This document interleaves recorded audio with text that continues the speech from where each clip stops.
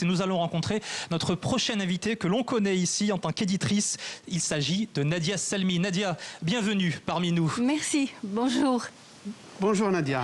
Bonjour. Une question. Oui. Vous organisez cette année, début octobre, pour la 3e fois, une sorte de jamboree littéraire où vous invitez une quarantaine d'écrivains, pour la plupart francophones, à Marrakech pour parler livres, littérature.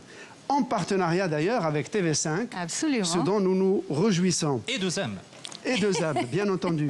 Chacun défend son bout de pain, n'est-ce pas? Vous-même, vous n'êtes pas écrivaine, vous n'êtes pas éditrice. Qu'est-ce qui vous a conduit à vous intéresser non seulement à la littérature, mais à ce souci de rassembler Tenez, installez-vous. Autant d'écrivains de tous les horizons de la francophonie pour les faire vivre ensemble, étudier pendant une journée, et pas plus.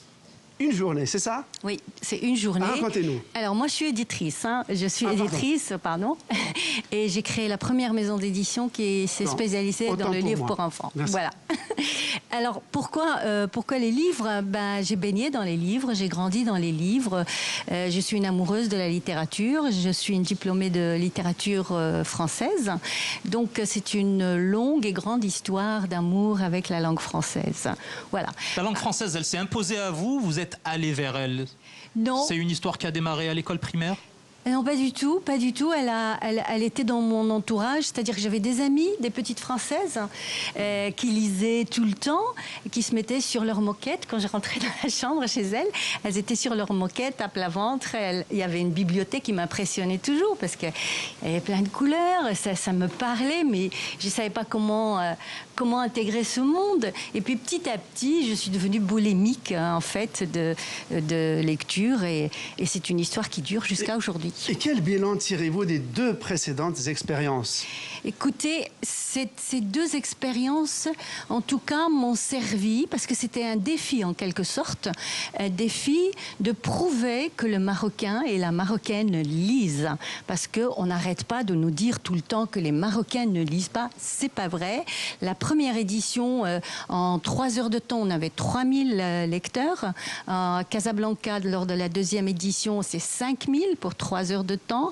Et maintenant, à Marrakech, cette année, le 5 octobre prochain, nous attendons entre 7000 et 10 000 personnes. Donc, les lecteurs, ils existent. Il faut aller les chercher.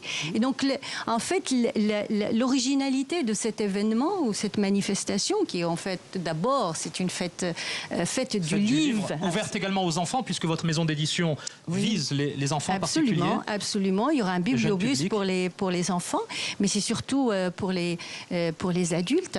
Et donc, il y a des écrivains qui viennent de partout. Quels écrivains avez-vous invités cette année qui ont répondu oui? Oui, d'abord, il y a des Algériens, il y a des Tunisiens, il y a des Libanais, il y a des Sénégalais, il y a des Français, il y a des Belges, il y a des Marocains. Donc voilà, c'est en fait rien que ça. En fait, c'est créé... On rappelle la date, le rendez-vous est pris le 5 à Marrakech, le 5 octobre, Absolument. pour les littératures itinérantes. Merci beaucoup.